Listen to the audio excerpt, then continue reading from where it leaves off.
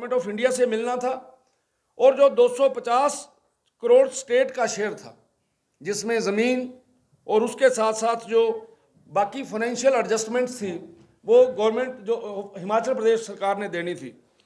और आपके ध्यान में रहे कि लगभग 30 करोड़ रुपया सेंटर ने उस समय, जिस समय बीजेपी की सरकार थी उस समय दिया, और सब्जेक्ट टू द कंडीशन था इसमें कि जब इंफ्रास्ट्रक्चर डेवलपमेंट होगी तो उसके बाद जो है वो 70 करोड़ रुपया जो है वो गवर्नमेंट ऑफ इंडिया देगी। लेकिन मुझे ये दुख से कहना पड़ रहा है कि 1 वर्ष 6 महीने बीत जाने के बाद इस प्रोजेक्ट के ऊपर किसी भी प्रकार का कोई काम नहीं हुआ है।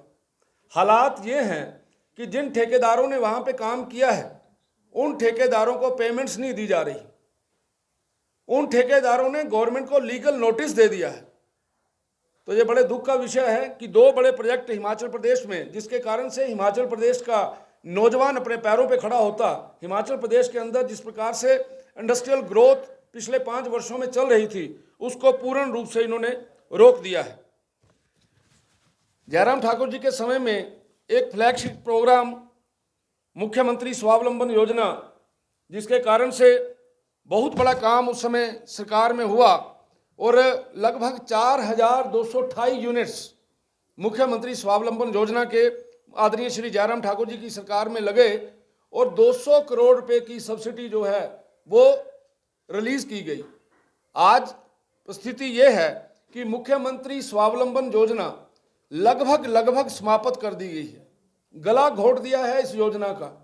इस योजना के कारण से नौजवान मित्र 1 करोड़ रुपए तक जो है वो कोई प्रोजेक्ट लगा सकते थे, जिसमें एक अच्छा अमाउंट जो सब्सिडी का मिलता था। लेकिन अभी मुझे पता चला है कि 200 करोड़ रुपए की लायबिलिटी जो है वो इस योजना की जो है वो पेंडेंसी है, वो पड़ी हुई है।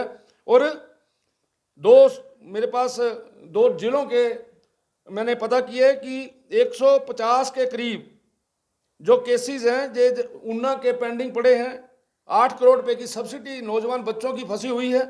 इसी प्रकार से कांगड़ा के अंदर 320 केसेस जो हैं वो पेंडिंग है। 12 करोड़ रुपए की जो सब्सिडी है वो वहाँ पर भी जो है वो फंसी हुई है। यानी एक ऐसी योजना जिसके कारण से हर व्यक्ति को, नौजवान को अपने पैरों पे खड़ा होने के लिए बहुत ही अच्छा एक फ्लैगशिप प्रोग्राम था।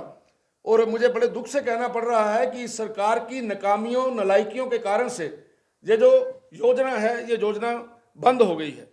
ये केवल और केवल योजना ही बंद नहीं हुई। आपके ध्यान में रहे कि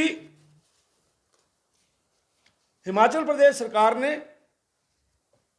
इलेक्ट्रिकल ड्यूटी की जो राहत मिलती थी इंडस्ट्रियलिस्ट को, उसको इन्होंने बंद कर दिया। नई इंडस्ट्री के लिए भी और जो एक्सपेंशन यूनिट्स थे उनके लिए भी उसको बंद कर दिया है। बिजली की दरें बाकी राज्यों से ज़्यादा हैं, हाईएस्ट इन द कंट्री। सबसे महंगी बिजली आज जो इंडस्ट्रीज को मिल रही है वो हिमाचल प्रदेश के अंदर मिल रही है। और इलेक्ट्रिकल ड्यूटी जो है that is highest in the country. और उसके साथ साथ इंडस्ट्री यहाँ आती है तो इंडस्ट्री को हम 99 ईयर्स की लीज देते हैं। ये जो सरकार है, इस सरकार ने क्या किया कि अगर आपने इंडस्ट्री लगाने आना है तो आपको 99 ईयर की लीज नहीं अब मिलेगी, अब आपको केवल 40 वर्षों की लीज मिलेगी। कौन आएगा आपके इस प्रदेश के अंदर इंडस्ट्री लगाने के लिए? 118 की फाइलें बंद ताले में पड़ी हुई हैं, उसकी चाबी किसके पास है? उसको किस प्रकार से बाकी उन 118 की फाइल को निकालने के लिए उद्योगपति को किस किस जो है वो सिस्टम से गुजरना पड़ता है, ये भी एक बहुत बड़े दुख का विषय है। अभी हाई कोर्ट ने डायरेक्शन दी है चीफ सेक्रेटरी को कि भैया आप लोग, आपका जो पूरे का पूरा कुनबा है, जो आपका जो एम्प्लॉइज हैं, उन लोगों ने चलते हुए कामों को बंद कर दिया है।